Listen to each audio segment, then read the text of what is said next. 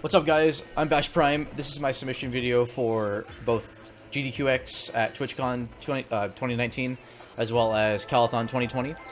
This is Metroid Prime all upgrades. For those of you that have seen other runs of Prime, whether at a GDQ or another live or online event, you've probably never seen this category before. This was something that another runner, as well as myself, so myself and the Weakest Link 64, we both routed this and talked about this potential category like 6 to 9 months ago. Made a route for it and everything, and then I just never bothered to run it until like yesterday. And it's a really cool category, actually. It's like a more lean version of 100%. There's still a lot of the same routing, so you're expected to get every major upgrade in the game, but all expansions are optional. So that's basically energy tanks, missile expansions, and power bomb expansions. So as a result, we're only going to be collecting about half of the items in the run. There's some energy tanks and ammo expansions that I'll be getting just for the sake of speed or just better ammo management. But then there's also, in the process, parts of the run that are cut out of 100%. So, for instance, the crashed frigate, you won't see it all. We're going to do a cool skip that used to be done any percent, actually, until the new route was discovered. But I'm not going to talk too much. I'd rather just show you than tell you, so let's go ahead and get started.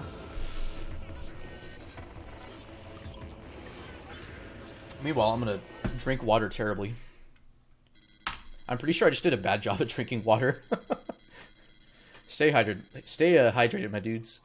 Okay, so right here, I don't have my lock on yet, so I have to manually aim at these targets, and I did a bad job, so pretty much to be expected at a marathon run. Now, the next set of targets are better, because I got my lock on here. Okay, I didn't move up here, so I'm gonna lock on my ship and then do what's called a scan dash.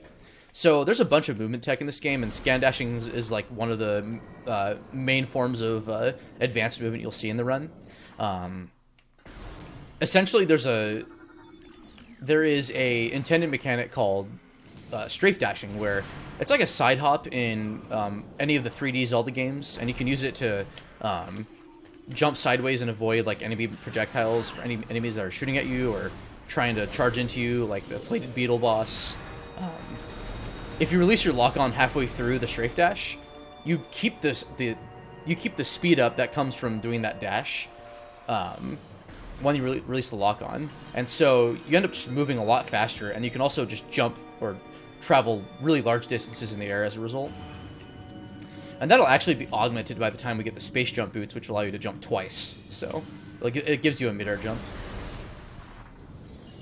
But we don't have that yet, so we do have some nice items here to start with, but unfortunately we will be losing them during the escape sequence coming up.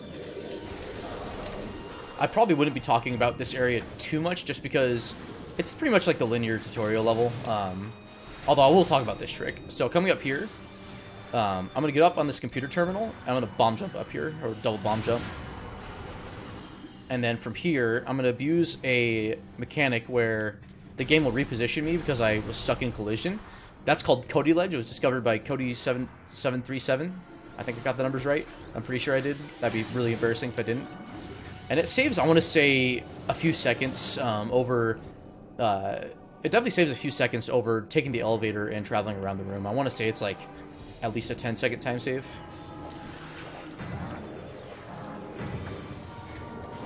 And then... he went flying! What the heck? I've seen some weird pirate shenanigans, but I've never seen that before. Holy... oh my gosh.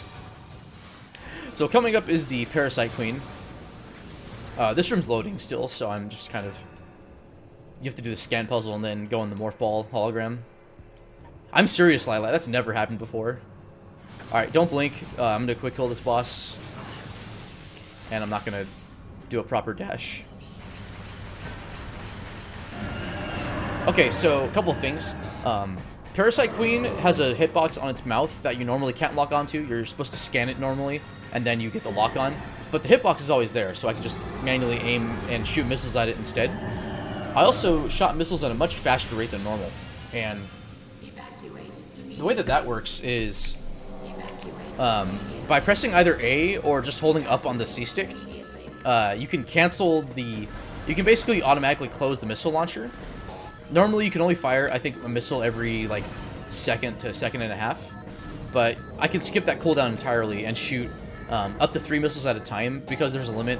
Kind of like in Mega Man, where you can only have like 3 missile actors on screen at once.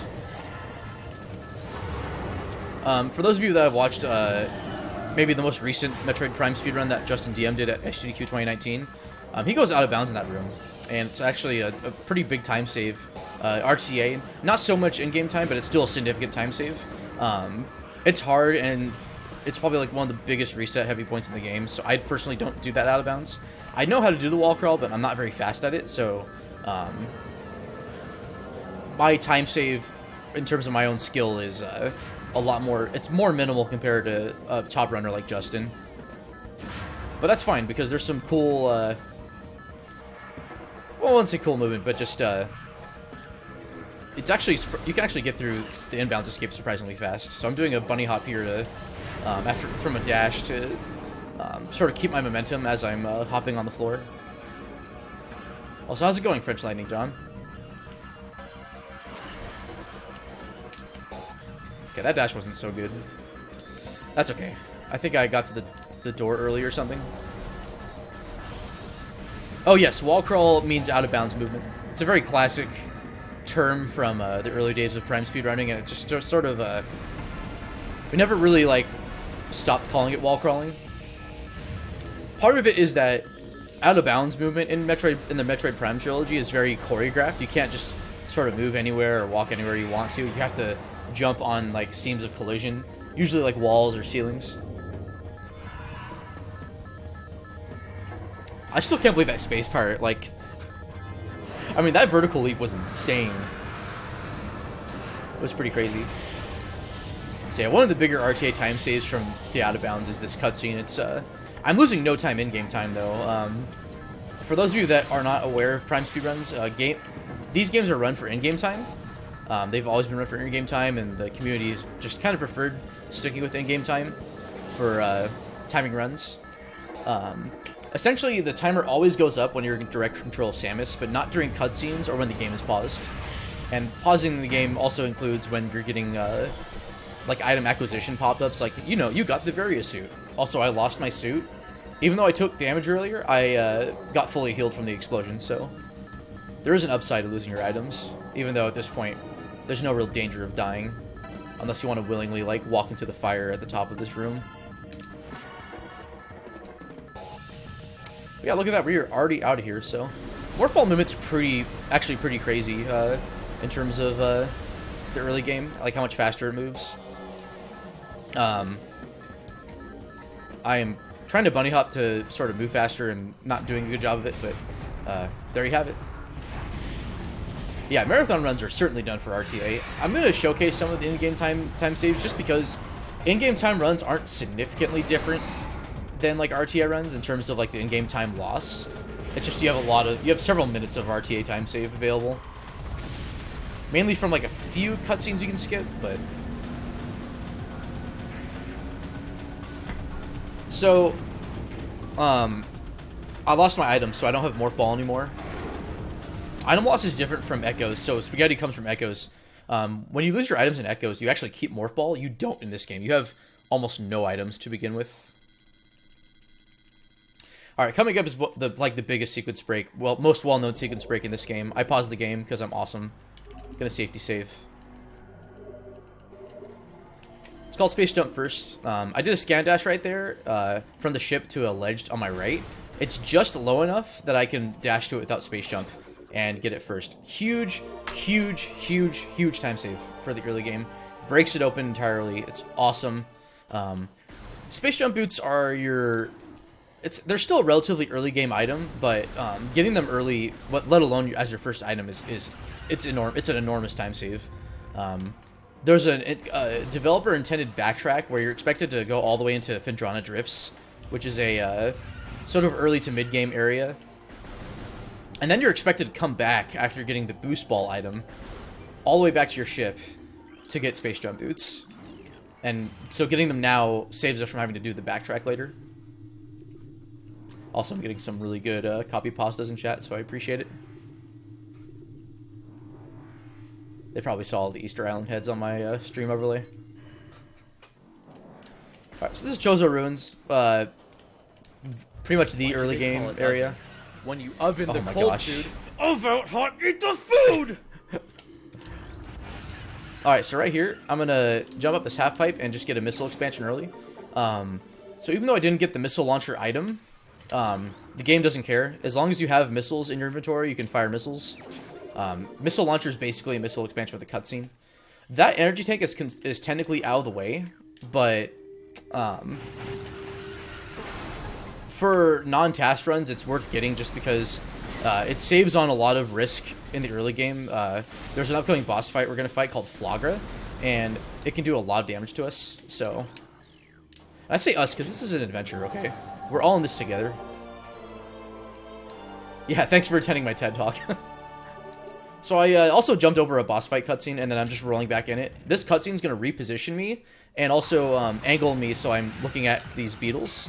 I meant to move right and dash off of a different beetle instead, but because I have space jump boots, I can just leave the room and have this beautiful cutscene music play. So this beginning is actually not too different from 80%, and 100% you actually would not go for that missile expansion that I collected or the energy tank that I got. It's actually a little bit more optimal to get them later, but since I'm not really trying to collect every item in the game for all upgrades, I'm only interested in all the major item upgrades for progression. Although that also includes the charge combos, in which only one of them is actually required normally to beat the game. But it's like any item that gives you like a little fanfare, or the big fanfare, that's considered, you know, it's not an expansion, basically. That's what the criteria is. Next up, I'm going to get Charge Beam. I mean, it is required for the run, but it's worth getting it now. Even though it's kind of out of the way, it just saves on a lot of, it saves a lot of time in boss fights. Charge Beam gives you more DPS compared to single fired shots. And that'll become especially relevant in a boss fight coming up later on the run. So this room has a puzzle, and I'm just trying to navigate the room while I'm scanning each runic symbol. There's 4 I have to scan for the gate to unlock.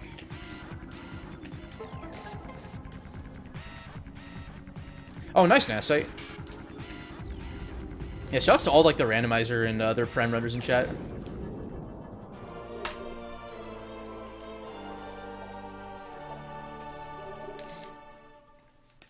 Unfortunately, this cutscene's not skippable. Alright.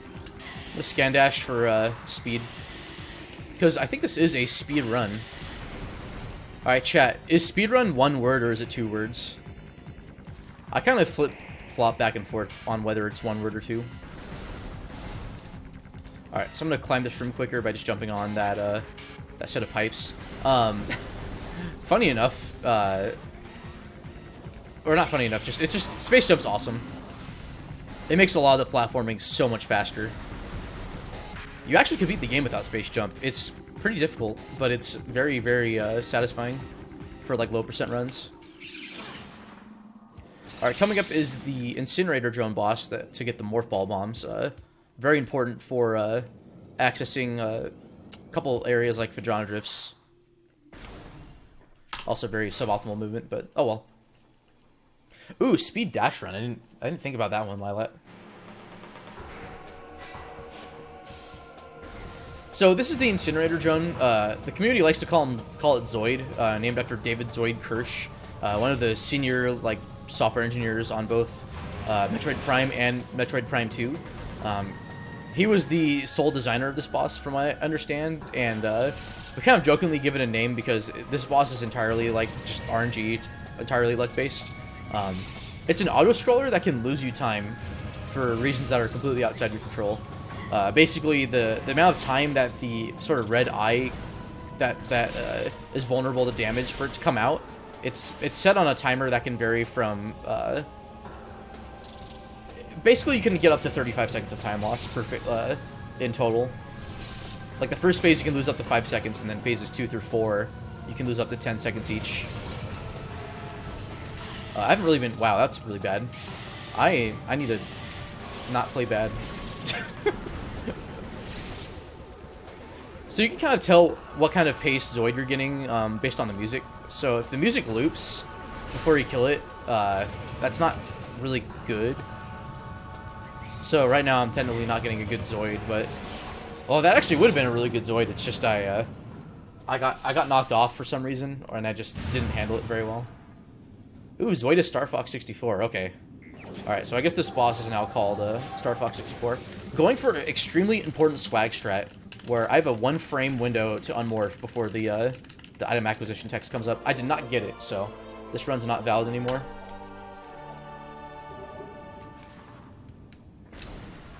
Okay, so at this point we have all the items that you're expected to have before you go and fight the boss Flagra to get the Various suit. We're gonna take one quick detour. Well, I say quick, but I can lose time. It's probably like one of the I wouldn't say scarier, but it's the major out of bounds we do for this run, called Ice Beam before Flagra. And if you're wondering why we do this out of bounds, it is to get the Ice Beam. Oh yeah, that's right. The flamethrower will validate my run. That's right. If you get the flamethrower in a randomizer run, it's considered a valid run. Just like the, opening the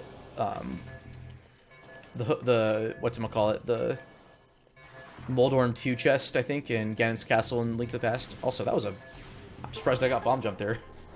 I was way out of the way when I laid it.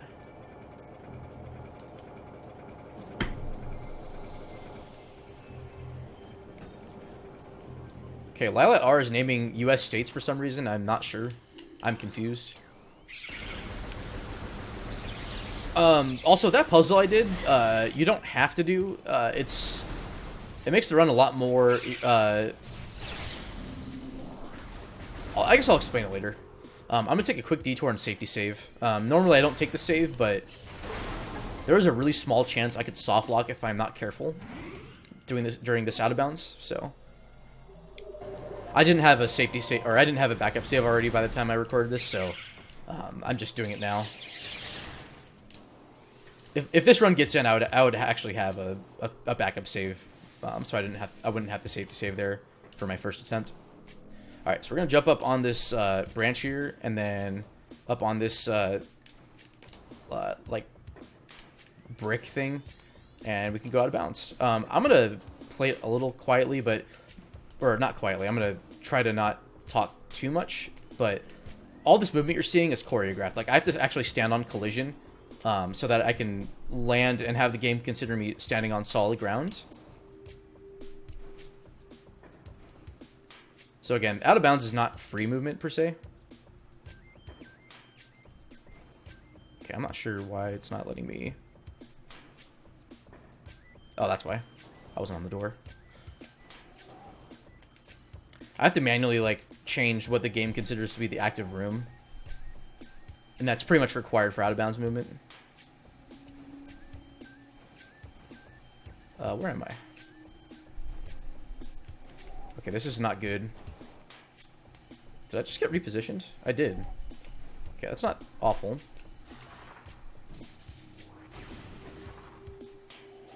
We're okay. There we go. I was taking it a little slow there because that's one of the spots you can actually like soft lock in, I think. Or apparently there's a way to play it safely, but I didn't jump far enough, so I have to morph here. So the game thought I wasn't standing on solid ground. Oh, that was kind of dangerous. So I had to morph there to hit a load trigger. It's an invisible like box that determines whether the game should load the next room or not. You can also manually load rooms. Okay, this is bad. That's fine. That's fine. I can recover from this. I wasn't being careful with this jump. So now the reason I didn't like fall all the way down is because each room has a bounding box. Where if you're inside it, you can fall down, but you can jump too. But if you're outside the bounding box, you cannot fall down, but you also can't jump. So we can abuse those two mechanics for being inside and outside the room bounding box to basically climb rooms quickly out of bounds.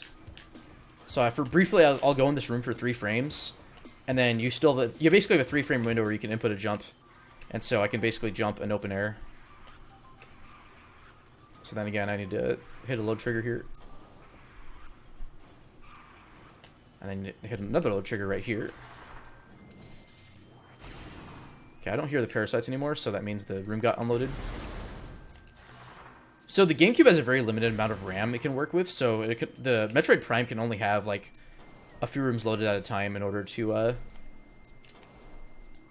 not crash. If you have too many rooms loaded at once, the game can crash easily. This actually went a lot better than expected. And that's the end of the out-of-bounds section.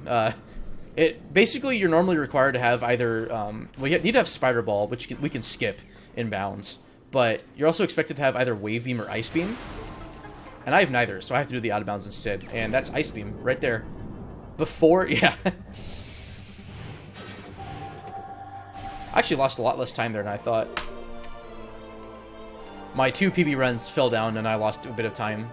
My run's still a little bit suboptimal, but that's okay because I can improve this time easily in time for the marathon run.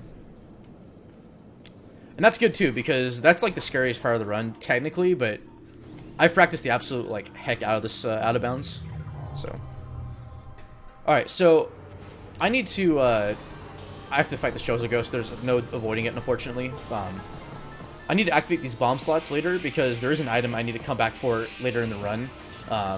It's called a Chozo artifact. There are 12 in the game. They don't do anything for item progression, but they open up the last area in the game. They're basically like keys to the final area. I'm gonna try to stun lock this this Chozo ghost. They're really annoying. They can disappear, and then you have to wait for them to reappear if you don't have X-ray visor. And that went well, so doesn't really matter where I stand. The game repositions me after this fight. Oh my gosh. I'm seeing a bunch of memery in chat. I just started practicing Randomizer for Echoes yesterday. I've only done like 3 hours worth of practice, and I'm like 10% consistent at the dash. Okay, there's a energy tank here I'm going to get for safety. Because you can never be too safe in a marathon run, right? So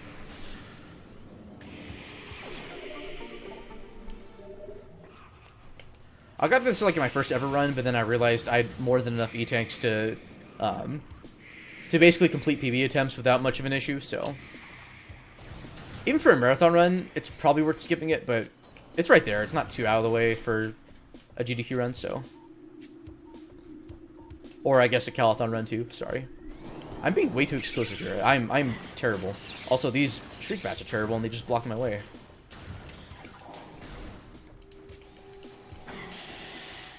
Alright, so we can now finally go fight Flagra.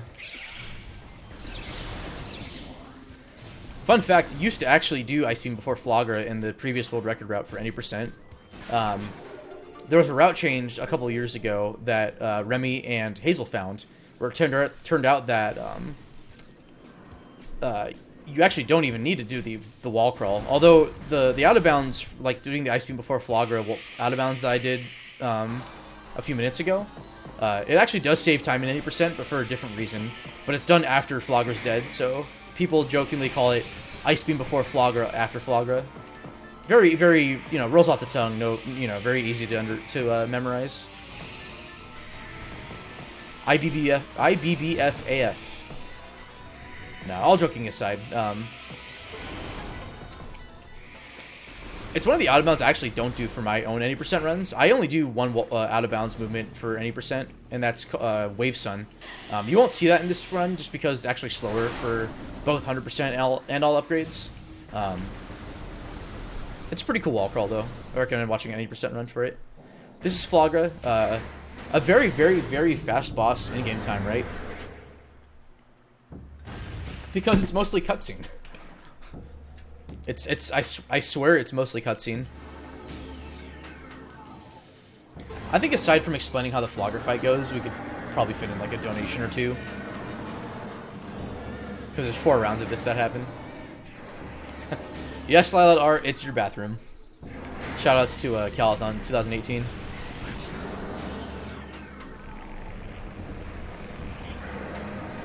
Alright, so right here. So I clearly wasn't in the bomb slot, right? But I just damaged Flogger anyway. That's because the bomb slots in these tunnels are actually they're not physical bomb slots. They're just regular damage triggers. And so they're big enough that you can just morph on the outside of the tunnel, lay a bomb, and it'll damage Flogger all the same. So now Flogger is doing some weird AI stuff where it thinks I'm standing right in front of it, so it's opting to just slash me. But since I'm in a cutscene, I take no damage, so doing this one more time, and the Flugster will be dead. Also, excuse me.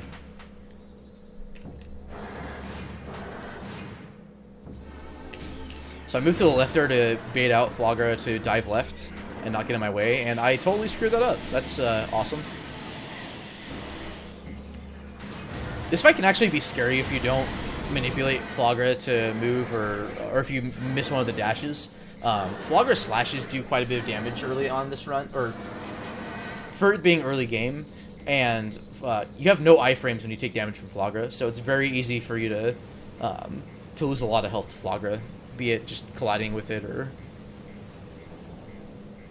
Alright, good night, Lilat. Thanks for tuning in. I appreciate it.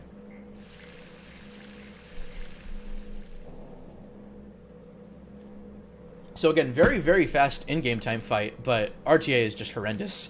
All the cutscenes are, including this one, are not skippable, so... It's been theorized that skipping various suits faster for RTA. You have to do basically suitless Magmor to get the Phendrana, and you need a minimum three energy tanks. I don't know if it's actually faster or not. I guess it depends on how optimal your movement is. I think it was determined that it was just not worth it even for RTA, so... Because you still have to go out of your way to get at least 3 E-Tanks, and 3 E-Tank suitless Magmor sucks. It's really, really hard. Like, I think only 6 people have ever done 3-tank Magmor. But thankfully you can get up to 5 tanks, I think. Although the 5 means you have to get like a really out-of-the-way energy tank with a really weird trick. So we're going to need to come back to this room later, where the room that we fought Flogger in. In 80% you would do this trick in this room to not fall down, because this is a one-way trip right now. But for like 100% in this category, it's faster to come back when I have super missiles and spider ball. The hydro access tunnel E-tank spaghetti. There's technically a 5th E-tank. You're technically limited to 4 normally, but there's a 5th one that can be collected. Well, technically it's 3, but then you can get 4 because of IVBF. And then the 5th one, I think you can use a trick called not air underwater, but it's like gravity or something underwater. But you have to like go out of bounds and do some crazy floaty jump mechanics, and it's not really fast. So yeah, and the crash frigate spaghetti toast book. Alright, so this is Magmor Caverns. If you haven't played a Metroid game before, usually the lava areas are considered superheated, and Samus takes damage without the very... Oh, I jumped over that. That was weird. So there's a Chozo artifact. Normally you're expected to like find out with the X-ray visor that, oh, this like rock pillar is actually hollow and you can blow it open with a missile, but you don't actually need to have the X-ray visor to open it up. It's just there for the taking. So because it's right there, we just collect the artifact now. It's as optimal as it gets to collect that one. Besides the artifact, though, I'm just making my way over to Phendrana right now, so just doing scan dashing and some other movement to make the trip faster, but I'm not really skipping much of anything yet. That'll happen in my other visits to Magmor. So normally you're supposed to go around the room and go on these walkways. It's a little out of the way. We can just go on this wall with a slope jump, and then scan dash or dash across. So there's a joke that like skipping certain energy tanks always save 8 seconds. This one actually saves 8 seconds if you skip it, but for 80%, I don't skip it ever in my PB runs, and a lot of people don't either. It makes the late game health management a lot more consistent and a lot less scary. you would have just 2 energy tanks going through Phazon mines for like all the late game stuff with a lot of really strong enemies that can kill you really quickly. But having 3 tanks makes it a lot safer.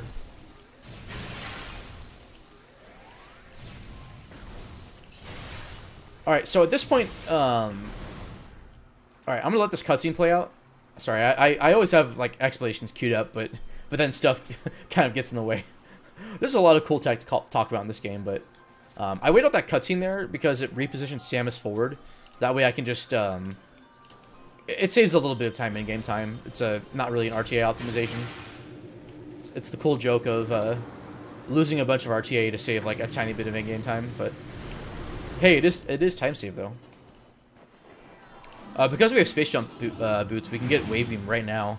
Normally you're supposed to get boost ball, then go back to get space jump, and do this big backtrack back to where the ship is, over at the landing site, and then you come back to get wave beam. But with the early space jump boots, again, just it's a lot more optimal of a route. We're gonna kind of pass through the first section of Phendrana pretty linearly. So it's worth it to get wave beam now, even though we don't have boost ball yet.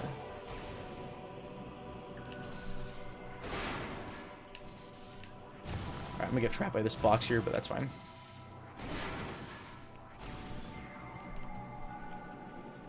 Alright, so this fight should hopefully go quickly. There's actually an out of bounds you can do that lets you get this item without having to do the fight. It's used for any percent optimally, but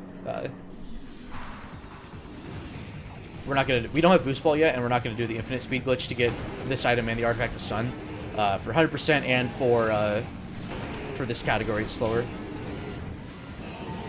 So these baby Shigoths thankfully died a charge shot and a couple of uncharged shots. I think like 2 missiles and 1 power beam shot does them in. Alright, I'm gonna stand here to manipulate the adult Shigoth to come forward. If I do this fight right, this Shigoth will die pretty quick. So if I lay a power bomb on its leg or in just the right place, like this, during this animation, the Shigoth takes like 3 times as much damage, and I think you can kill it in as little as like 4 missiles or something. It's ridiculous. But yeah, there's me walking around the wave beam.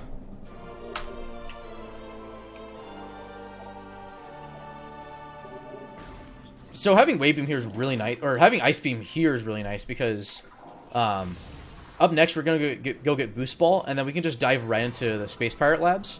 Normally the Space Pirate Labs, you're supposed to like go in and then backtrack all the way out because it's usually like a dead end. There's an ice beam door that you can go through, but at this point in the game, from a developer intended standpoint, like through casual play, you don't get ice beam until quite a bit later in the run, or in the game, in like the casual like route. If that makes any sense.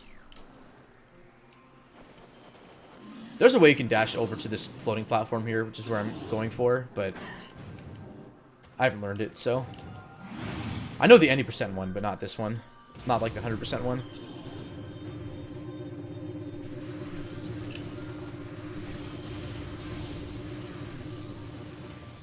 Okay, so a little optimization here. I can dash off of this snow cone enemy and just make it to this door faster. There was a harder version of that time save where you had to like jump over a wall, and if you failed to jump once, it lost time to just rolling to the door. Oh shoot, that's bad. So this room's kind of cycle based, and if I did this room optimally, I would get the maximum amount of time save I could from the room, but I didn't. My dash didn't get inputted. I think my input got eaten up or something, so who knows. Okay, so we now have boost ball. Boost ball is really nice for any percent, for a few reasons, and you'll see its applications in this run too. Not quite as much as in any percent, but particularly for one of the final bosses, it's very useful. But that's coming up in a bit later. So, because I fell down, this snow cone enemy right here isn't there. And I would normally dash off of it to get to the store faster.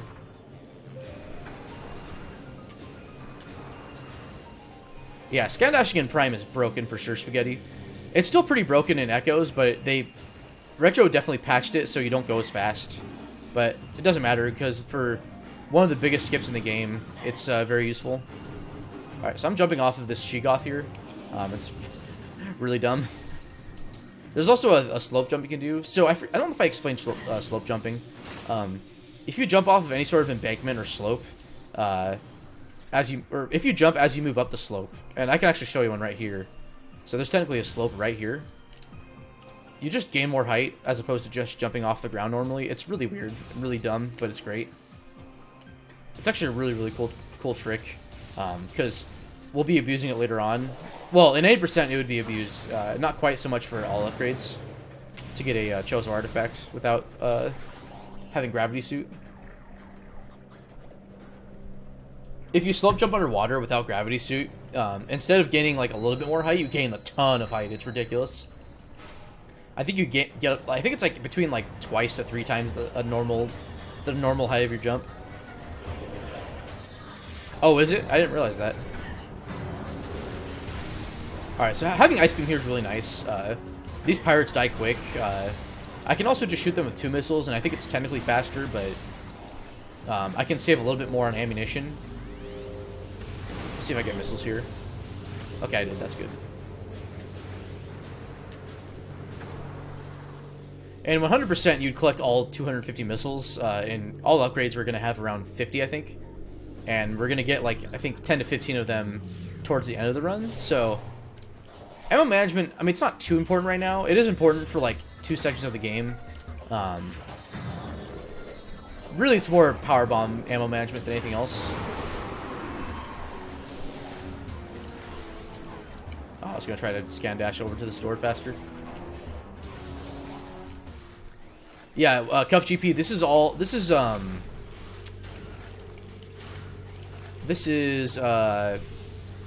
a new category called all upgrades. So it's all the major item upgrades in the run, but I'm not required to get any of the expansions. So it's like a more lean version of 100%, where you don't have to do as much cleanup, although a lot of it's the same route.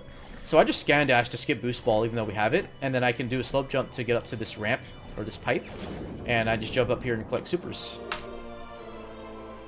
The platform that supers is on is meant to be lowered after you do this boost ball puzzle. Because it isn't, the game just positions me where it thinks I would be anyways casually. That pirate thinks I'm in front of it, I guess, or he's just chilling, so I'm just gonna freeze him and jump on by. Yeah, so normally that platform the super missiles on is lowered, so I wouldn't fall down, but because I never did the puzzle, the platform's raised, and I just fall right down. There's actually a cool skip coming up to get this Chozo artifact earlier than intended. Oh, really, Nanosite? But Cody's a nice guy, though. Alright, so there's a cutscene / fight trigger right here that I'm trying to skip. It's right in front of this door, right? And, but it's just narrow enough where I can walk through the door and then jump up and jump over it to not trigger, basically the room locks and I have to kill a bunch of space pirates and it loses, like, I think anywhere from 1 to 2 minutes. I can jump over this electric force field and, just shoot the missile at the explosives on this tower. Normally you're supposed to go into one of these 2 main towers in the room. You have to shoot out this window that's like covered in frost with the plasma beam. But we just skipped that, and we don't have to get plasma beam and come back for this. So this is a one-way trip through lab, which is pretty nice. Yeah, it's mainly this and like a couple other tricks that make labs essentially a one-way trip. This room was kind of notorious for me casually, just because I didn't realize there was an artifact here for like the longest time, and so I was kind of upset that I had to backtrack like all the way up here, but that's okay. I speedrun this game now, so it's all good. Also, another theme is that we're doing the pirate labs in normal order per se. In any percent, it's actually faster to come through the backside of the pirate labs and then do the cleanup that way. All you have to come in here for is the Chozo artifact, but coming in, doing the pirate labs backwards is interesting because you don't have to actually kill this Metroid. but we do to... We have to here because killing the Metroid triggers this pirate to break the glass. And we can move forward, so... A little slower doing it in normal order that way. But I mean, we have Ice Beam, which you're not expected to have at this point, so... Metroids are a lot less threatening thanks to Ice Beam. And then also coming up with Plasma Beam. Fully charged Plasma is just... It kind of destroys everything. Now, Thermal Visor isn't necessarily required. We don't need it to progress anywhere. And the same can almost be said for X-Ray Visor, too. I tried to do a scan as I was falling down, but I unfortunately fell down, so... I'm going to freeze this turret just for safety. Now, if I did this optimally, getting the thermal visor is a little out of the way, but it's more of an RTA time loss than in-game time. And we can actually save time on one of the final bosses having thermal visor equipped. So it's worth getting for in-game time runs for sure.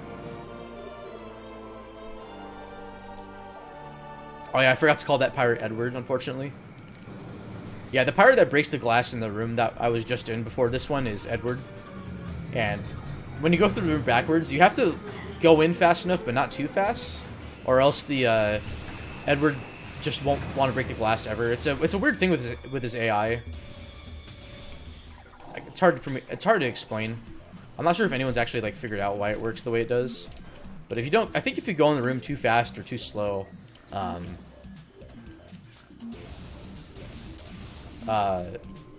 Edward just won't. He'll just stay there and not want to break the glass. So there's still some cleanup we have to do in late Phendrana. So having Ice Beam to get out of labs through the back door is really nice because we need to come to late Phendrana anyways. But there's a Chozo artifact that's hidden behind Plasma Beam as well as Power Bombs. We can get Power Bombs really quick, but we need Plasma Beam still, and it's just worth it to go get Plasma first and then come back and detour it. So there's also another pirate coming up named Calvin. He's our best friend in this run because we have supers. So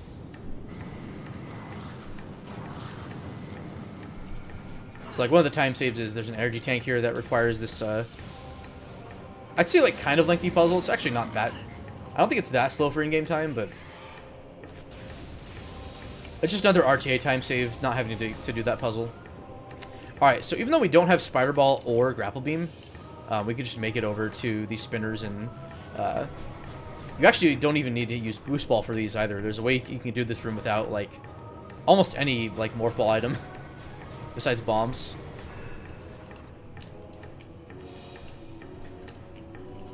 So by getting to these spinners, we skip Grapple Beam, and then we're going to do a really cool jump to skip Spider Ball.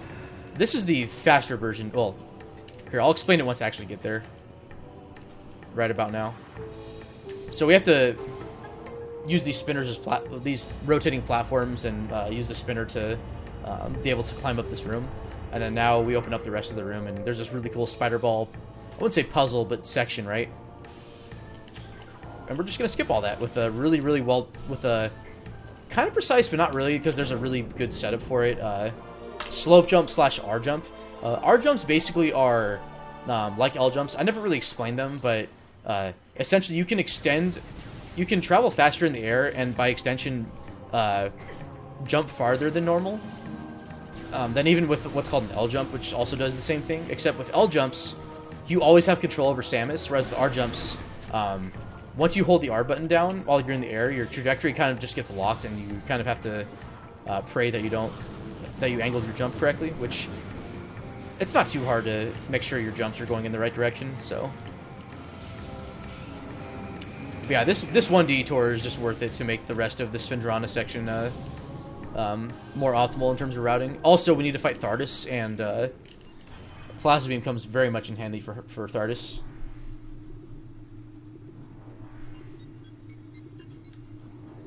Gosh, 42 minutes in already. Really is the meaning of life. Okay, bad joke aside, let's keep going. Alright, so I don't have Spider Ball, so I'm gonna jump on this pole, jump to the top of the spider track, and just head on in here again. There's an energy tank that I'm gonna be collecting, but it's actually faster to collect on the way out, so I'm gonna not get it right away.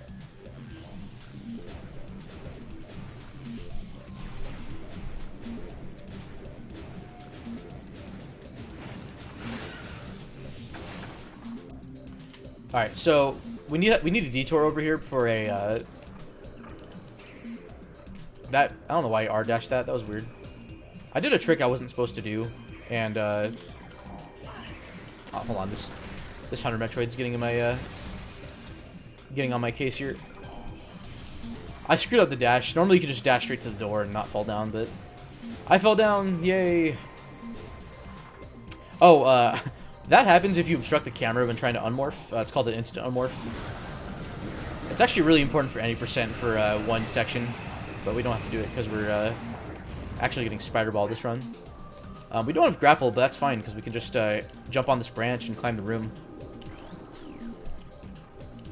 I'm going to go for the swag strat, and I got it. I did a slope jump to get up to this area faster, and we're getting our first power bomb, but getting an expansion instead. So I believe in the older any percent run, you would get this as your first power bomb. Now it's not even required to get it anymore. It actually loses time in any percent now, but it makes a certain section that requires power bombs, or to you to have a single power bomb, much more consistent. No, Nanosite did, Cody. He shouted out your Discord. Now, in 80%, I would just get this artifact and leave, but we need to get Gravity Suit, and it's right here, so we are going to route that in. We don't have Grapple Beam. I mean, you wouldn't need to have Grapple Beam here anyways, but normally you're supposed to, like, enter this other door and travel through the water, and it's really slow, but because we can just dash across the room, we don't have to... We can enter this room backwards, in a sense. There's also a really cool trick to get this missile expansion at the top of the room without a grapple beam, called the slope jump twist, but because it's not required, we're not getting it. But that's okay, because that trick is punishing if you miss it and fall in the water. Oh, really, Cody? That's funny. I do not play Magic the Gathering lane.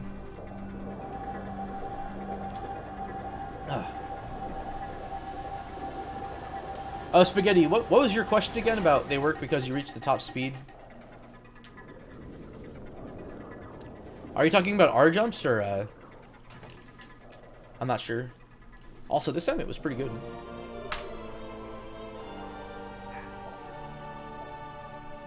Oh yeah, L and R jumps. Yeah, so the way L jumps work, they're mainly more used in like the tutorial section of the game when you don't have space jump. Basically, like here, I'll just demonstrate it right here. So I hold down the L button, and which causes the crosshairs to appear for like a quarter of a second. And that's because whenever you jump normally, for about a quarter of a second, the game actually slows you down before it speeds you up. But by holding down the L button, you don't slow, you just maintain your current speed. And then your speed will start to increase from that speed instead of, like, you go at around 11.8 like units per second or whatever the term is. Samuses per second, Samuses per hour, Samuses per kilometer per hour. Oh wait, I have plasma beam. I can kill these pirates just with plasma. It's actually good that I have plasma, even though I'm supposed to have it at this point. These pirates died at plasma beam, and flying pirates are really annoying because of that. Their missiles can knock me off, and it's just awful. The tall rooms like this in Metroid Prime and Echoes are really punishing if you're supposed to climb them. But if you fall down, you just can lose a lot of time. It's no bueno. Alright, I'm gonna skip this morph ball section by R jumping. I did a dash off of a parasite, but because the room layer changed after I got Gravity Suit, there's flying pirates instead. And as I mentioned, getting that energy tank on the way out is more optimal than getting it on the way in. Although if I was like low on health, I'd probably route that in on my way into Phendrana 2, so... Or late Phendrana. And coming up is the worst boss in the game. Not designed by David Zoidkirch, but nevertheless, this boss just takes a while. It has a lot of health. There's only certain points where you can attack it, and this boss likes to waste time. It's a big time saver to skip this boss in 90%, but that's okay. We still have some time savers we can use, so I'm kind of doing some more noob-friendly strats, but laying a bomb as Thardus is rolling will just kind of, I think, deal like half damage to each rock. Every rock, I want to say, has about, I think it's like 250 health, but you can just cut its health down to half and skip the thermal visor phase by laying a bomb as Thardus is rolling. Again, it's kind of weird. But then another thing that's nice here is that we have Plasma Beam, and for whatever reason, even though you're not even remotely supposed to have Plasma Beam in this fight, the developers coded Thardus to take a damage multiplier to the Plasma Beam, right? So I think in general, ice-based enemies take 1.5 times more damage to Plasma Beam because plasma is like affiliated with fire, and then fire-based enemies like in Magmar Caverns have a 1.5. They take 1.5 times more damage to Ice Beam. So it's actually really neat and works in our favor that we can just use the Plasma Beam here to do a ton of damage that we otherwise couldn't do as quickly. I mean, at this point in the fight, you do have super missiles, and those can be useful for doing a lot of damage. Actually, supers are, I think their base damage is like the highest you can do, aside from like power bombs, DPS, and then technically boost ball on some enemies, but that's not really important except for speedruns. I'm trying to snipe the Phazon rocks here. Only one rock can be hit at a time, and it just saves on not having to wait for Thardus to stop rolling. Use a missile there just to make sure it homed in on him. The third and second to last rocks are pretty big, so hitting them during Thardus' rolling phase is usually not too difficult. Like there, I was able to just get Thardus out of its rolling animation and just progress the fight a little quicker. Now, if I had a power bomb at this point, because Thardus has 1 rock left and the last rock actually has, I think, 500 health, I could lay a power bomb instead and just immediately kill Thardus at this point, but I don't. So I don't know if it's possible for me to get a lucky drop before this fight starts, where I would have a power bomb to at least skip this last rock. But I mean, having plasma here is not too bad, because I can just kill Thardus that way. So that fight could have been a little faster, but that's all right. Oh yes, and then ice-based enemies are completely immune to Ice Beam, from what I understand. And fire-based enemies, for the most part, are immune to Plasma Beam, but... Although Magmors themselves, I think, can be killed in one shot with Charged Plasma. It's kind of crazy. Alright, so we got Spider. Spider Ball is actually nice to have. It's a very nice quality of life item, especially in like a randomizer. I'm going the wrong direction. So there's some Phendrana cleanup I have to do still. Otherwise, I'm pretty much done with Phendrana. There's one last Chozo artifact I have to get here, but it's locked behind Plasma Beam, so I need to... Even though I could get it without Plasma Beam, it requires setting up this trick called Infinite Speed, which you need Boost Ball for. And it also takes like 50 or so seconds to charge up, whereas it's much faster just to leave Chozo Ice Temple. So basically we're going back to where the Wave Beam was.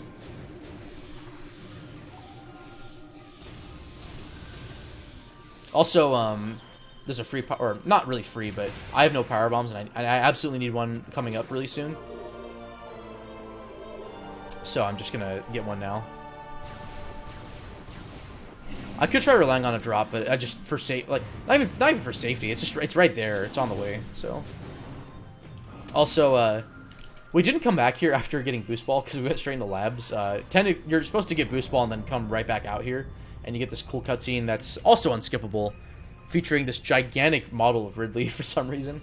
Well, at least the shadow's big, and like the shadow's like twice as big as Ridley is. It's kind of crazy. All right, this locked door is a really nice lock-on point where I can just scan dash off of it.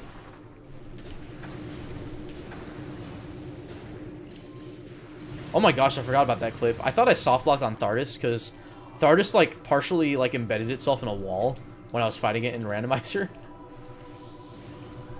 Anyway, so yeah, coming back in this room, you can immediately see it's faster just to leave and then come back in.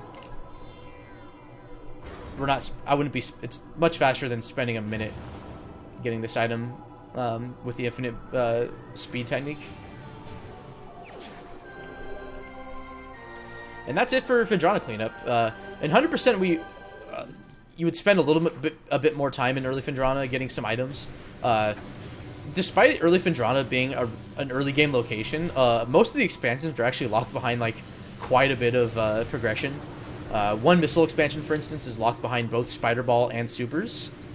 And then there's like a couple others that are locked behind Plasma Beam because they're behind these walls of ice that can't be broken except for with Plasma, so...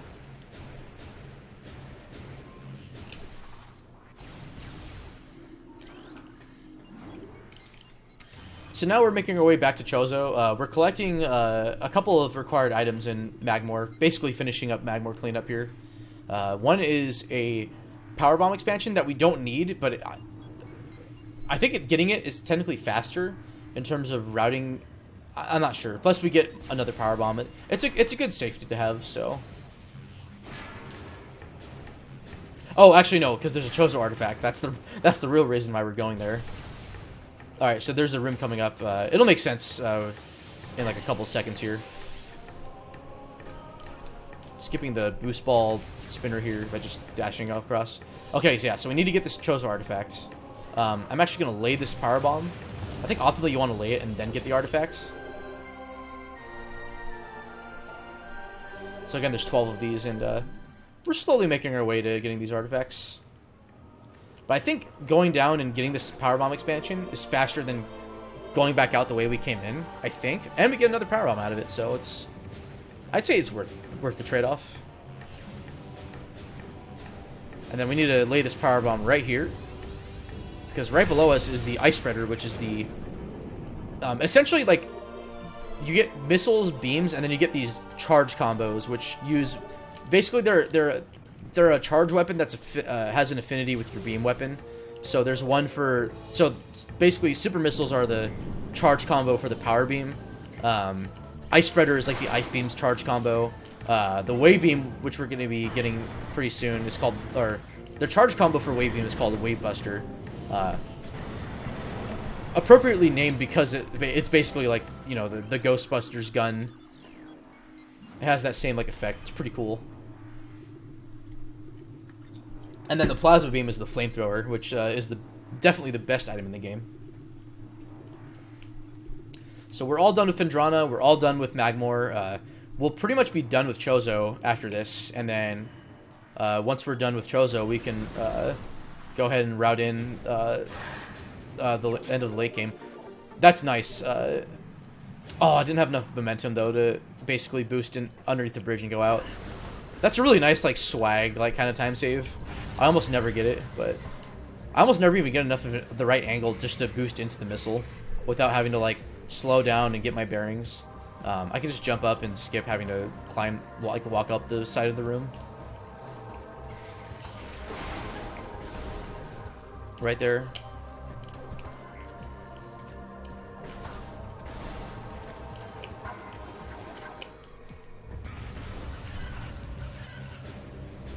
And then, not too much to talk about here. We're just going back to Chozo, so this would probably be a good time for like a donation or two.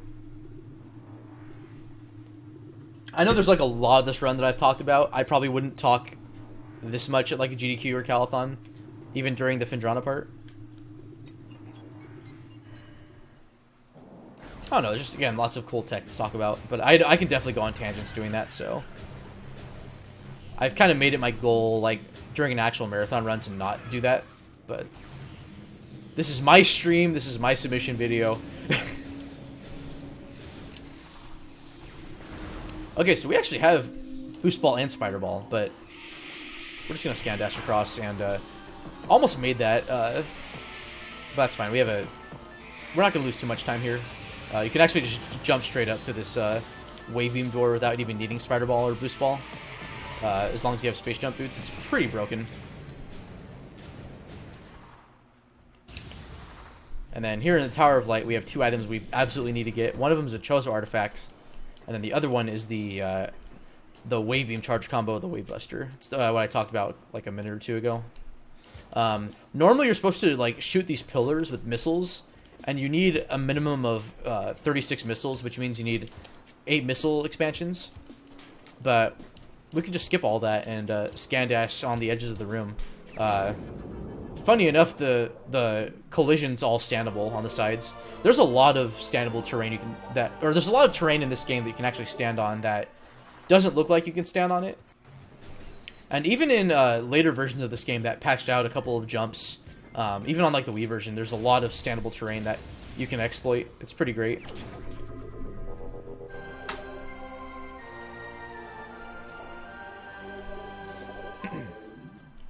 Alright, so that's the first of the Chozo cleanup. Chozo cleanup in 100% is notoriously long and kind of donation heavy.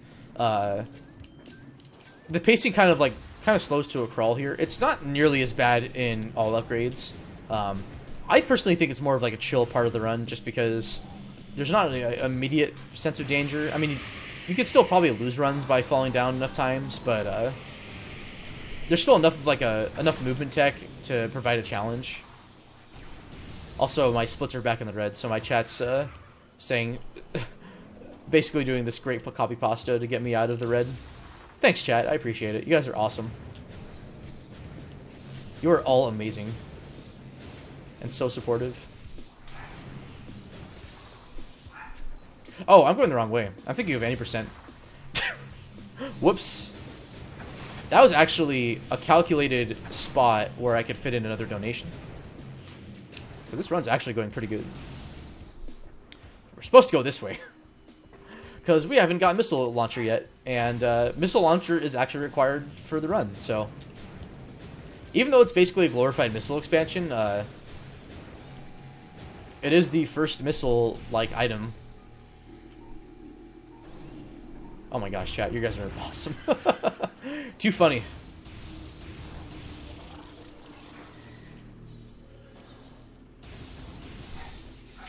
Yo, what's up, Josh Kowsey? How are you doing? Alright, so missile launcher is normally the first item you get in the game, and yeah, we just spent all this time just kind of wandering around, not sure where to go. Didn't really get any items on the way, just, you know, every beam in the game. We have space jumps, so we can just jump up here and skip the boss. The actual trigger to fight the Hive Mecha is on the bridge, and you can even get this item without space jump by doing a scan dash to avoid needing to go on the bridge altogether. This energy tank's practically free, so worth getting. Not even a safety tank, just awesome, and I have a lot of energy tanks. I think this is like the second to last one I get in the run. There's another free energy tank after the upcoming Omega Pirate boss fight. And again, for in-game time runs, it's a free energy tank. Also, the health refill is really nice. Okay, so we're finally back here in Chozo. So this is the room that I was in when I fought Flagra. And now we have all the items we need to come back here and get the Chozo artifact that's also in this room. Did I forget to scan something?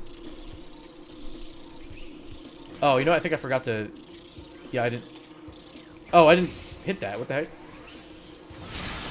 I think a War Wasp was playing interference or something, or I just missed it entirely. So yeah, you need 2 super missiles to scan 2 of those runic symbols. And then you need Spider Ball to climb this room. But we have those. In any percent, again, you could just jump back up the room with an infinite bomb jump.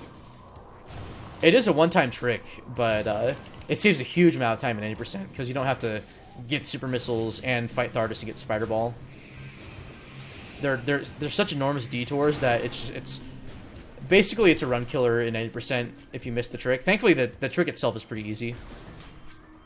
So here is the another Chozo Ghost fight that's required, but we have super missiles, even though we only have 7 missiles total. So that's okay. We can still stun lock these enemies or these ghosts. Oh, I didn't fire my super missile in time. That's on me. So if I had enough missiles, I could fire 1 super missile and then 1 charge shot, and these ghosts would die. But I have to resort to stun locking them instead. So far, this is going okay though. I just missed my super missile shot earlier. But yeah, it's kind of finicky trying to stun lock these Chozo ghosts when they're trying to escape. I can't hit them even when they're invisible. They're one of the few enemies where having X-ray visor while they're invisible is absolutely required for them to take damage. And I think this Chozo ghost is the one I hit with supers. Okay, he is, so... Or it is.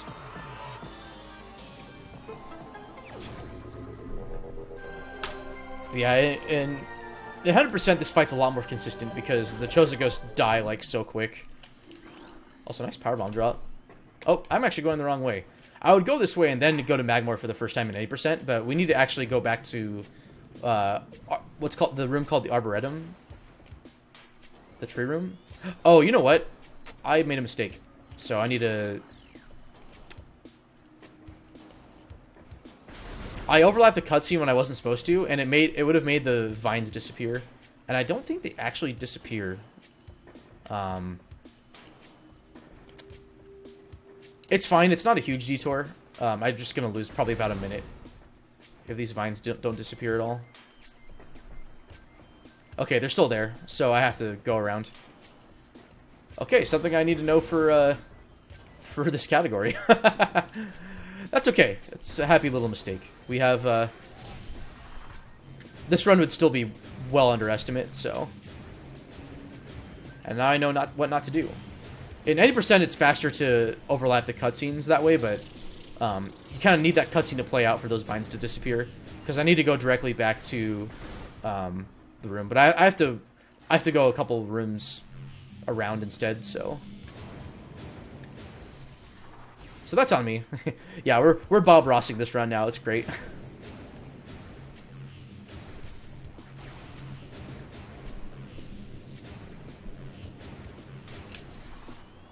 I think you would actually go this way after getting Artifact of Wild, though, to get to do a wall crawl or an out of bounds sequence for a otherwise pretty out of the way missile expansion, but that's okay. We're almost there anyways, so it's okay. I get to show you a bit more of the 100% route, kind of. 100% is actually a really cool run. But the Chozo cleanup definitely is a little harder to watch for viewers just because it's a pretty slow pace just doing cleanup. Although the movement's really, really cool. Like this, it's by no means boring as a runner. It's just more of, there's not like a lot of action going on per se, so. Okay, so we're finally here. We're going back to Hall of the Elders. We need to be in the Talon Depths area, which we can get to by going through this area first. So there's a door coming up that, because of the bomb puzzle I did in this room, this door would otherwise be locked. It's actually faster to just do like the first half of the Ice Beam before Flagger out of bounds again, and then going back inbounds by doing what's called a door warp, which is where you have the room sort of load around you, so that you're just kind of inbounds as the room spawns, in a sense. And that's actually what I did to complete the full, like, complete out-of-bounds sequence for getting Ice Beam. But we need to go here first and get this artifact. So this is the main reason why I needed to activate those bomb slots for this category as well as 100%. Although 100% there's an energy tank in behind the ice, the white colored bomb slot. And so you would still need to hit the bomb. You would still need to open up the bomb slots anyways, but it's not important. I'm going on a tangent.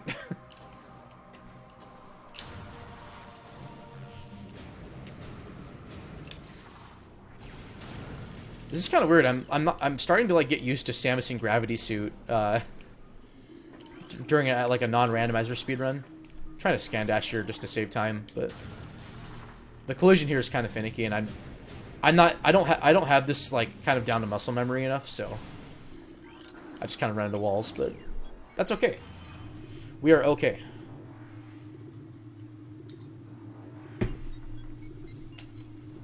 It's been a fun run so far, just despite the crazy time loss from skipping a cutscene. Who knew that skipping a cutscene would actually lose time? But that's okay, I wasn't thinking, so. I need a power bomb. I think I actually got a lucky drop, but that enemy always drops a power bomb, so I can dash off of this blood flower, and I'm not getting it, so I'm just gonna walk normally. But we have everything we need to get X-ray visor, but this just skips needing spider ball. And then because it's really nice routing this in before Phazon mines, because you're expected to normally go into Phazon mines to get your first power bombs, and then you have to come back, and it requires you to otherwise do like Phazon mines in like I think 2 to 3 trips. But thanks to mainly that power bomb expansion that we got earlier, we can do Phazon mines in 1 trip, and also route in X-ray visor. Well, we can route in X-ray visor, which by extension allows for a 1-trip Phazon mines to be possible. Unlike thermal visor, X-ray visor is actually required to beat the game, but not for what. But for kind of a dumb reason. Basically, the Omega Pirate can't be damaged without, like, you can get the Omega Pirate into the phase where it's trying to recover its armor, but you can't actually shoot and damage the Omega Pirate unless you actually have the X-ray visor turned on. And so collecting it is absolutely required. It also saves time for the final boss, so it's worth getting it anyways. It's just faster to get both of these items in bounds as opposed to going out of bounds and collecting only the artifact. Also, the room I was in, Life Grove Tunnel, which I'll be going back into. Well, hold on. One quick skip here. Normally, you're supposed to walk around the outside of the room and climb it, and then you're supposed to fight some more Chozo ghosts. Big shocker. But we can just jump on that stalagmite and then R-jump back to where the tunnel is, and then escape that way without having to do the fight. Also, that half-fight room I was just in has really bad collision, and I got a really nice room, so I'm just kind of... Mentally, my fingers were crossed, and I'm glad things worked out. So normally, you're supposed to go through the crash frigate, and doing this bomb jump completely skips it.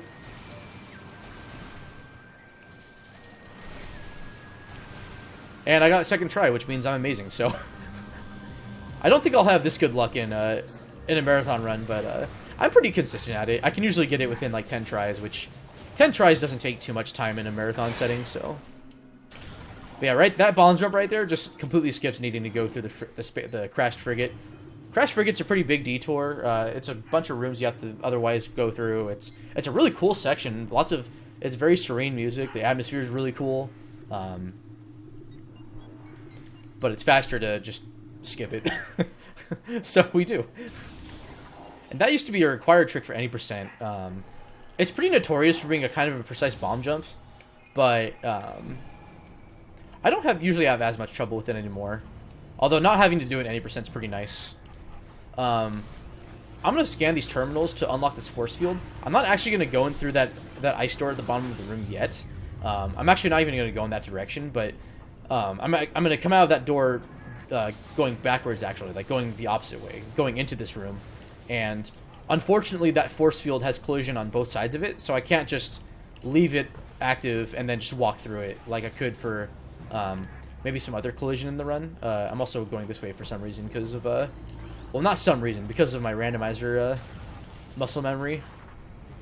Also, I guess 100% too, you'd go for that for a couple of missile expansions. Or, excuse me, just one. Before you entered this room.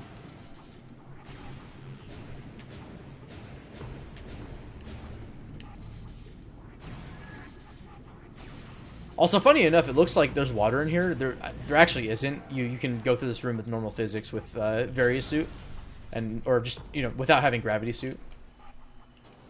And by going into this room from the top, we can just go get gravity beam. Excuse me, grapple beam right now.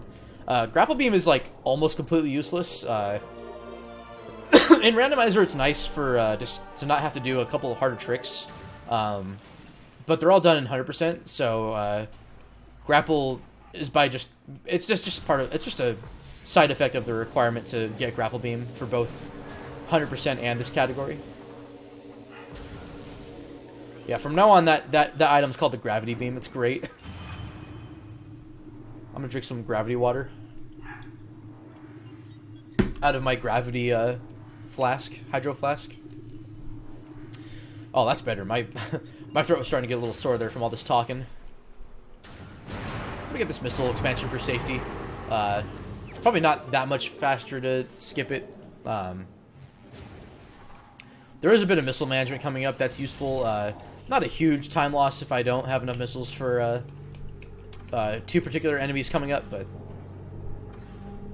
Oh, it wasn't X-ray. It was the fact that I accidentally overlapped 2 cutscenes and skipped them. So the vines didn't go away in Sun Chamber. I didn't realize that was a potential way to lose time. So I had to walk all the way around, which I think you normally do in 100% anyways for item cleanup, but it's faster to go to Arboretum for all upgrades, so I lost like a minute and a half, almost.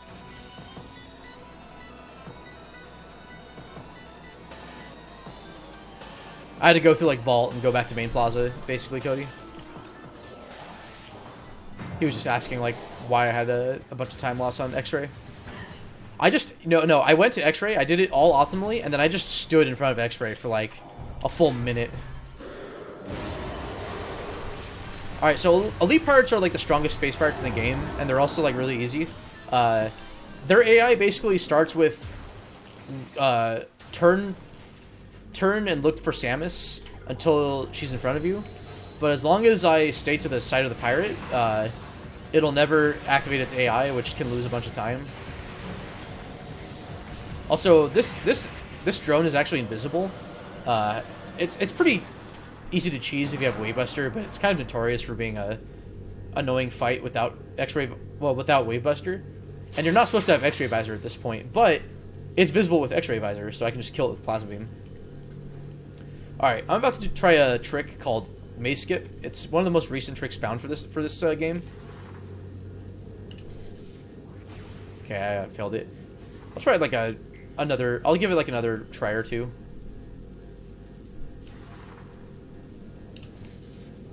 Okay, I was too early there, but basically there's a trigger that causes the middle like rotating structure to disappear.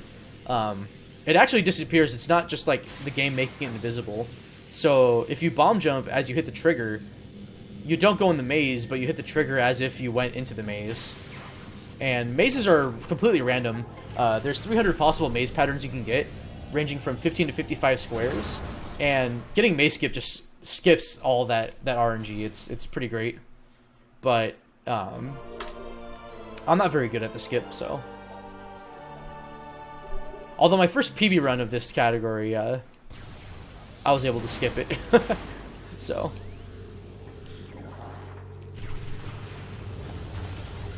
Alright, so I have everything I need to just do Mines in one trip, so we can go straight to Lower Mines. Lower Mines requires Plasma usually, but we got Plasma like really early. I kind of forgot how late, like Plasma is one of the last items you get in the game, right before Phazon suit. And yeah, Lane, the maze I got was pretty okay. It wasn't bad at all. So, luckily, luck was on my side for this run.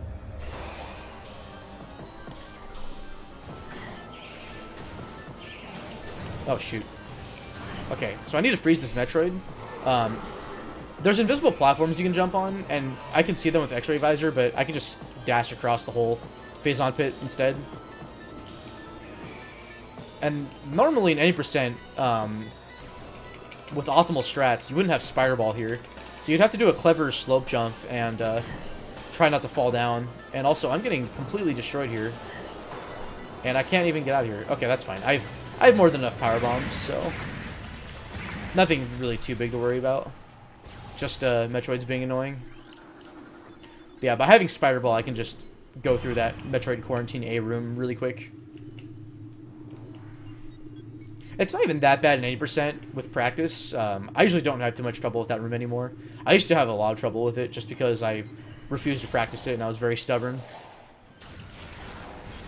Also, I have a bunch of health, so I'm just going to go ahead and get this missile expansion. I'm losing a lot of health in the Phazon. Phazon does like exponential damage. Oh, I fell down like a dummy. Falling down in this room, especially as you get to the halfway point, can lose you quite a bit of time. That's okay. This otherwise went well, besides my tomfoolery earlier.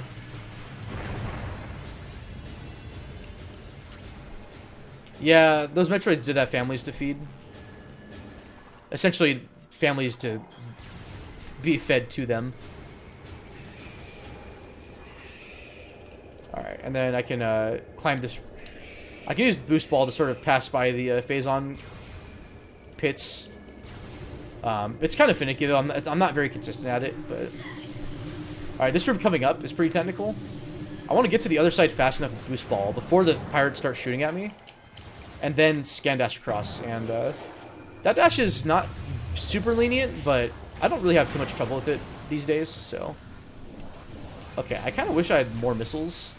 What I'm probably going to do is shoot... So normally I would have at least 20 missiles for Omega Pirate to shoot off the armor faster. I'm going to conserve those missiles and do the 100% strat where I one-cycle Omega Pirate with super missiles instead of Plasma Beam and Power Bombs. It's a lot more consistent. Amazingly enough, Omega Pirate only has 600 health. He has like the lowest health of any boss in the game. Like any major boss. And just like any elite pirate, his AI starts by him turning left or right looking for me. And as long as I just stay out of his direct field of view, basically he'll turn and then stop. And then as long as I'm outside his field of vision, or not directly in front of him when he stops his turning animation, he'll never see me. And so I can just abuse that. I'll lay a power bomb right there to do what's called, to do an animation skip. It saves about 10 seconds. What's great about the optimal animation skip is it also skips the Mega Pirate summoning pirate troopers to attack me. So I don't even have to worry about killing the troopers and having to deal with Omega Pirate this way. Alright, so I fire 2 missiles first and then a super missile. And then I'm going to fire 2 more super missiles at each phase here. The reason I can manip Omega Pirate this way is that for what pool it spawns in is it always spawns in the pool furthest away from you, and it never spawns in a pool twice in a row. And just like that, he's dead. There's a really cool, but I think slightly slower method that's done in any percent, where you fire 4 charged plasma beam shots, and then finish off Omega Pirate with power bombs, and it's just enough damage to kill it, and also one-cycle it, so... But the super missile strat's really nice, so that's why I opted for shooting off the armor with plasma beam instead, even though it was like kind of slower. It was just more swaggy, I feel like. So, okay, that was a pretty decent segment. Okay, so I don't have plasma selected. That's fine. So I don't do this optional strat where you can get Artifact of Newborn early. It's really hard, and so it's like one of the hardest tricks in any percent, where you have to do it out of bounds, and try not, and you have to like not. It's a really, well, getting the out of bounds is very finicky, because you have to like clip through a wall using this creature called a glider. It's a really precise setup too. So like that blue thing right there with a grapple attached to it is a glider. Okay, I'm not going the direction I want to go. These Metroids are being very, very naughty today. I'm very disappointed in them.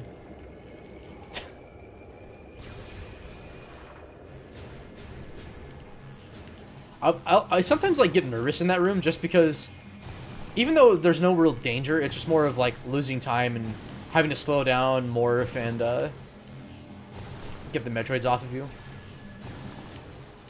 So yeah, so this Phazon pit would just kill me really quick if I didn't have Phazon suit. And actually, in 100%, there's a version of Early Newborn where you do it the intended way in bounds, but you need like a minimum of 11 energy tanks, I think, just to be able to live. Although at this point in the run, you have 13, which gives you like, I think, a couple of seconds more leeway, but it's still like pretty scary. Just because it's like one of the last tricks you do in the run. And so losing runs that way is just punishing, to say the least. I was trying to land on the mushroom up here, but that's fine. I can slope jump off of a rock and just get back up the mushroom that way. I don't have to like walk back into the main part of the room and use the glider as a grapple point. Alright, this dash is a lot easier with the Metroids in it, just because that Metroid's always in a nice place, and you don't have to worry about the red pirate troopers slowing you down. Those troopers in that room can be really annoying the first pass through, just because their shots can stop your momentum, and so if you have any dashes that you input, it can really screw up your dash if you're like not fast enough. Yeah, I guess Spaghetti. I guess the copy pastas worked for sure. Shout out to Spaghetti Toastbook. She's one of the Echoes randomizer developers. Big Echoes randomizer runner herself. Super cool person. I'm glad you're here watching this run, even though I'm doing a bang-up job losing time in some places. Although it's okay, because I didn't even realize there was a point where I could lose time, so... Okay, I accidentally inputted my space jump early, so I have to do this jump again.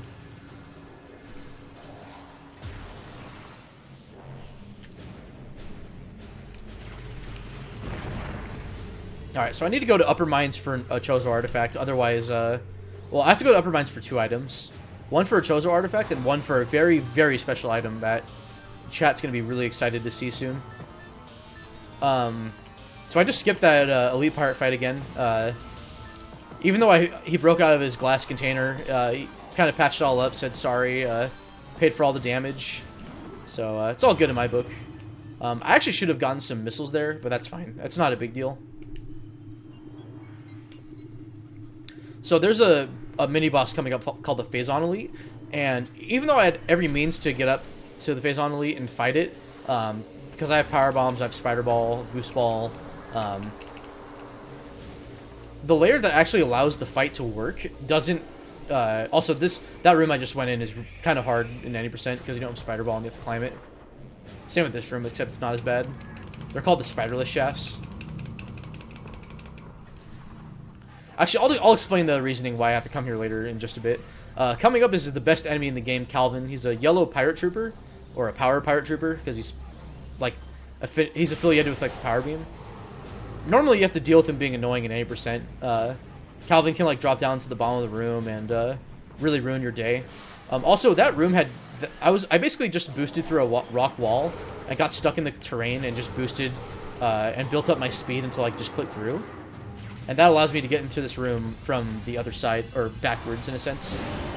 Alright, so that glass container doesn't break until I actually get the main power bomb upgrade. I can't explain why, it's just really weird. I'm pausing here because there's a lot of enemies spawned in here and it just lags the game if I just let the beam change take place without pausing it. Also, I wanted to have at least 24 missiles here, but that's fine. Plasma beam kind of just makes short work of the Phazon Elite here. No, it's pretty much impossible. You can be in a spot where you actually can't clip through, but then you just unmorph and you're fine. The reason the clip in for early newborn is dangerous is because you're transitioned out of the room out of bounds, and so it's easy to get stuck in collision to a point where you can soft lock while you're in morph ball. But because you're inbounds and you're in the same active room, the collision checking is the game does the proper collision checking where it makes sure you don't get stuck in walls. So basically that answers your question, Spaghetti. I have grapple beam, Cody. Alright, so I need to get this item in this room. I'm about to hit this cutscene. So I actually can't kill these pirates yet. I have to just like ignore these pirates for now, or at least not kill the last one. I can probably just kill 2 of them and then leave the other one alone. What I need to do though is get this item, but more importantly, I need to go to the other end of this room. But first though, we're getting the best item in the game. It's the flamethrower. It's awesome. Our run's validated. Everything's good. Everything is all right in the world. Yeah. Gonna get a bunch of valid things in chat. Alright, so I need to approach this door. There's a trigger in front of it that locks it. If I don't, I have to leave through that door. And if I don't lock the door before I kill the wave pirates, the doors will never unlock. So I'll just be permanently soft locked.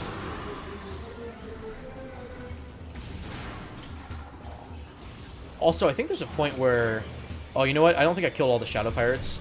Basically, if you kill the Shadow Pirates, the cutscene that spawns these, or that causes these Wave Pirates to attack you happens again. But the pirates are already out of their, like, ceiling containers, so it's kind of weird. Okay, there's the last one. Oh, what's the Shadow Pirate doing all the way up here? Alright, I'm not going to kill that last Shadow Pirate, because... Although, I think if done properly, you can actually save in-game time. But basically, the game warps you back up to where... to the top of this room. But yeah, so... Because I locked the door, now it unlocks, and I can leave it without risking a soft lock. And that's actually the last upgrade. Flamethrower's the last upgrade I need to get. Just trying to do a cool scan dash just to move faster. And that's Phazon Mines. Phazon Mines is really cool. It has a lot of movement tech that's important for it, especially in 90%. It's a lot safer in this category as well as 100%, but there's still a decent amount that can go wrong, or at least a little bit wrong in terms of time loss, mainly with ammo management. And 100% use a lot more power bombs, so it's actually possible to run out of power bombs and lose time. For all upgrades, it's not really a huge risk, because you only have to use, I think, 2. And the power bomb drops in Phazon Mines are pretty lenient, I think, so... At least the upper mines where they matter, so... in the meantime, all I'm doing is just heading back to, the other side of Talon Overworld, but I have to go through Chozo Ruins. Or optimally, I go through Chozo Ruins for in-game time reasons. Also, doing Crash Frigate backwards requires a pretty... I believe it's a pretty difficult out of bounds, and no one does it, even though Reverse Frigate's technically faster for 100%. Yeah, I did bar skip. Very true, Ikario. Phazon Mines are indeed scary, especially in 80%. It's not too bad for all upgrades, especially with the safety tanks I got. I had way more than enough health to deal with it. Also, Gravity Suit gives me a little bit more damage reduction compared to Varia. Varia gives you 10%, Gravity gives you 20%, and then Phazon gives you 50%. So it's not like a huge difference having Gravity over Varia, but... I mean, technically it helps along with having additional health over 80%. Because at 80%, normally, I would have 3 energy tanks doing all of mines. And then I get my 4th tank after doing Omega Pirate.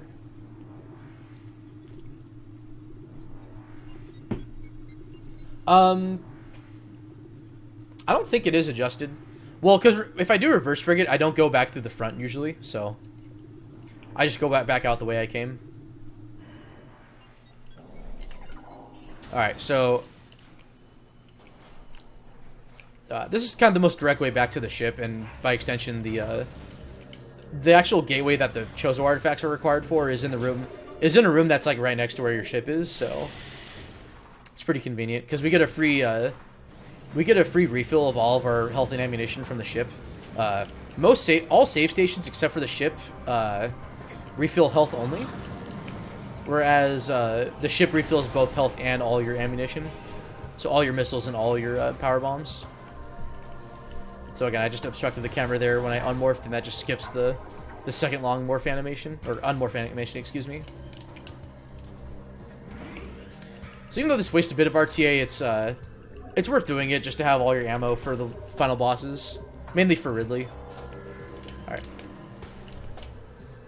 Oh, I didn't make it. I'm gonna try it again because this is called Ship Dash. It's really, really cool and swag, and it's actually not too hard. It's just precise. And I got a second try, so I'm pretty proud of that. There's a backup I would do instead in like a PB attempt where I would lose less time compared to just going back to the ship. And that involves like slope jumping up straight up to the door. Also, what I like about randomizers is this cutscene along with a couple other unskippable ones, or they're removed from the randomized game, so it's a nice RTA time save.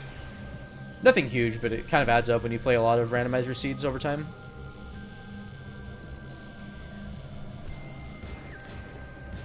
Oh yeah, and in like my marathon run, I'd probably write like a little happy message, like GDQ or hi or DF. Alright, so we got all 12 Chozo artifacts. Technically, you only have to explore and get 11 of them, because the last one's right here. It's always worth it just to get the last one at the artifact temple. But yeah, this is my boy Ridley. He is our best friend. He has about 2,600 health. Alright, I'm gonna wait for him to finish his attack so he's at the right amount of height for me to do this trick. Alright, so right there, I just boosted into his chest. And just dealt basically 2,000 damage and skipped the entire air phase, or just basically guaranteed that the air phase will finish as fast as possible. This phase of the fight's annoying because Ridley does a lot of like guerrilla tactics, lots of running and gunning, never stays in the arena so you can just hit him and damage him. But if you boost into him, for whatever reason, there was an oversight by the developers where Ridley's chest hitbox in the air phase is weak to boost ball, and boost ball happens to do 50,000 damage per frame that the hitbox is active. It's meant to like kill smaller enemies like instantly so you don't get stuck on them. But it's pretty incredible that Ridley is actually vulnerable to boost ball damage. So we can do the ground phase almost immediately, or as fast as possible. And the ground phase is a lot more consistent. It's a pretty fast phase of the fight. So when you can do the ground phase as the majority of the fight, Ridley dies really quick, and that was actually a pretty good fight. So, not too bad. Yeah, boost ball's not that powerful. Only 50,000 damage per frame. For reference, Metroid Prime Essence has by far the most health out of any boss. It has like 36,000 health, which is ridiculous. And if it were somehow weak to boost ball, it would die in 1 frame. For reference, both Flagra and Thardus have 2,000 health. Ridley has 2,600, and Exoskeleton has, I think, around 2,700 health. Yeah, most bosses have around 2,000 health. And then some bosses and Echoes have a little more or a little less, I think. But there's a bunch of strats that are done, and just you can deal so much damage where like everything's kind of scaled up in Echoes. Yep, so this is Impact Crater. It's the last level in the game. It's what all the 12 Chozo artifacts are required for. The Ridley fight will not happen, and by extension, the portal to this room opening up won't happen until you collect all 12. We've been trying to theorize a potential way to skip the artifacts using like arbitrary code execution. I doubt it's going to happen for a long time. Also, there's a kind of recent out of bounds that was finally discovered in this area.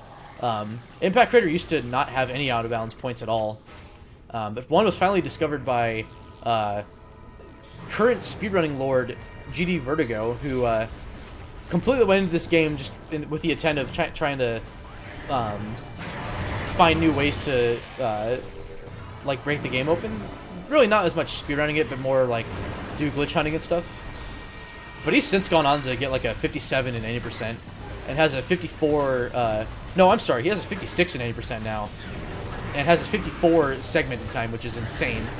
So he's absolutely leveled up. Shout out to Vertigo. Basically, he discovered the out of bounds that makes the wall crawl or out of bounds sequence to actually skip this boss possible. The community's actually known for a long time that if there were a way to get out of bounds, the exoskeleton fight could be skipped completely. And it can save up to like, I think, 2 minutes in 80%, and way more in low percent. Oh, I forgot I had super missiles, that's right. So the way that this fight works is that Exo has can only be hurt by one particular beam at a time. So it's purple, so Exo takes damage to wave beam. There's 4 phases that comprise 4 different rooms called subchambers. So this is the second phase. Basically, the first phase starts off with yellow and purple colors, and then for each successive room, Exo will add 1 more color to the rotation. So in this phase, it'll add Ice Beam as one of its colors, or the Ice Beam equivalent, which is white. And then because I have super missiles, I can just kind of quickly damage Exo here. And then I'm going to fire another super at it right now. Even though technically I'm supposed to be doing damage for each color, I can sort of overlap the damage into the next color change, and speed up the fight that way. And so I was able to almost completely skip the Ice Beam color. Optimally, you want to skip the Wave Beam color, because Wave Beam is your weakest beam charged, fully charged, and I don't really have enough missile to make Wave Buster useful. I'd rather use it for super missiles instead. And then the rare occasion for Ice Spreader. Also, what am I doing? I have supers. But then also, I'm trying to snipe Exo for a little bit more damage. I can actually still damage its head, its main hitbox, as it's charging towards me. Without supers, Power Beam would be kind of a slow beam to have, but thankfully it's a lot better once I have super missiles. So, the way that Sub Chamber 3 is ordered, you get for like any percent, you ideally want to have like a powerful beam first, and then like have like wave or power beam after it. I missed one of my snipes, unfortunately, so I need to do a couple more wave shots than normal. For reference, Plasma Beam is my strongest beam weapon fully charged, followed by Ice Beam. So Plasma does 100 damage fully charged, which is quite a lot. Ice Beam normally does 60 fully charged, but because Metroid Prime Exoskeleton is actually weak to Ice Beam, so there's a 1.5 times damage multiplier. And so by extension, fully charged Ice Beam does 90 damage, nearly as much as Plasma Beam instead. So even though there's only 4, beams to choose from, there's no additional beam that Exo uses for the 4th phase. Instead, it can just do whatever it wants, even change colors at will, which is very annoying. So I wanted to keep it, I wanted to keep Exo in the Plasma color at all times. And by staying close to Exo here, what I've been doing this whole fight, I've been baiting out this melee attack, which Exo will always do. It'll always prioritize this attack over anything else if you stand close enough to it. And that's really great for this phase, where I want it to stay in the Plasma color, right? So by staying close to it, there's no risk at all for Exo to change colors, especially to like Wave, where it takes a lot longer for me to deal with a purple colored Exo compared to like 2 shots and Exo's already taking enough damage to change colors again. And then Ice Beam here is kind of nice. It's not really necessary because I did so much damage with Plasma Beam, but that's the fight. That was pretty okay luck. Not the in any percent, that wouldn't be like the best luck around, but Super Missiles kind of just equalize that. If this was 100%, Wave Beam would also be pretty fast because I could just use up all my missiles for Wave Buster and kind of take care of the wave phases all in the fight much more quickly. Anyways, this is the final boss, Metroid Prime Essence. This is the second of the 2 Metroid Prime fights. I can't damage it right now. I have to wait for Essence to lay a pool. But there are 2 major tricks used here to speed up the fight significantly. So I'm gonna wait for. I stand on the edge of the pool to make sure that Essence is as far away from the corpse as possible. And then I just start firing single Phazon beam shots, except I jumped on accident, so this could be trouble. Basically, if you shoot Metroid Prime with the Phazon beam, it'll immediately do its next action, and I can just keep spamming, or I can just keep shooting it with single shots like this to essentially get Essence to get to the next part. I can basically. It's called attack canceling. I can use it to basically make Essence lay its next pool as fast as I possibly can, instead of waiting for it to just stand in place, move around, do its attacks. So it lays pools a lot faster than normal. So that's the first trick. The next trick here, which I use for this final pool here, is called pool canceling. Oh, this Metroid's still alive. Hold on. Let me kill it real quick. Kind of slow, but that's fine.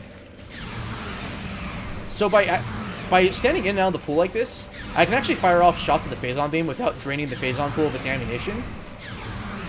And that allows me to deal enough damage to basically kill Essence in 3 pools, which is the second fastest kind of cycle you can get. There's 2 pool Essence, but it's much harder, or it's a lot less lenient, I think. And the time save is harder to pull off, so 3 pool is a lot more consistent. It's a lot simpler to do too, so. And it allows you to kill. It allows me to kill Essence in less than 2 minutes. But oh, 2 pool saves no time. Never mind. Cody just corrected me. So 3 pool is just worth it. It's easier. It's way easier. I could have sworn Justin said it saves time, but maybe I'm wrong. So, but yeah, not too bad of a run. I lost a bit of time in the mid game just because I lost like a minute and a half, which kind of sucked. But That's okay. For a marathon run, this is pretty good. Not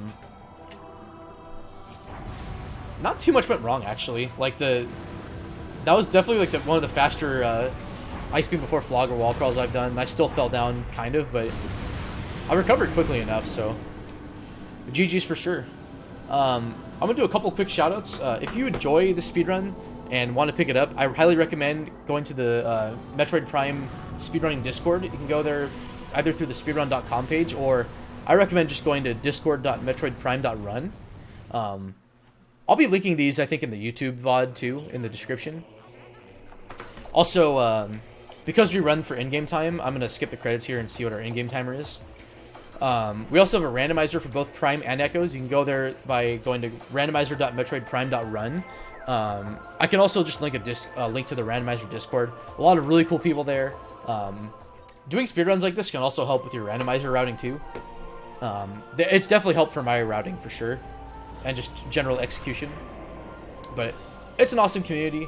The speedrun itself is awesome. It's a lot easier to get into than it looks. There's still a bit of a learning curve, but if you're looking for maybe a little bit more challenging of a speedrun to get into without it being too crazy, even any percent's beginner friendly. So, okay, so 118, not too bad. It's exactly like 3 minutes off my PB. I have a 115 in-game time. That's it could be a little more optimal, probably by another couple minutes for sure. But I like this run. It's a very cool in between for any percent in terms of like time save and 100%, where you don't have to do nearly as much cleanup, but you get to experience a lot more of the game than any percent. So that's what I kind of enjoy about this route a lot. I kind of regret not getting into this route sooner, but it's great. I had a lot of fun showcasing it. I hope you enjoyed it. Once again, I'm Bash Prime. Thank you again for watching, and for those of you in the staff for GDQx and Calithon, thank you so much for considering this. It's always great to show off Metroid Prime speedrunning. There's a lot of cool movement tech. But usually it's like in between 80% and 100%, right? So it's really cool to show off like a new category for a change. So either way, I had fun doing this. Whether or not these runs get in, I mean, it's no big deal. But I figured it was worth submitting, you know? So have a good night, everyone, and go speedrun.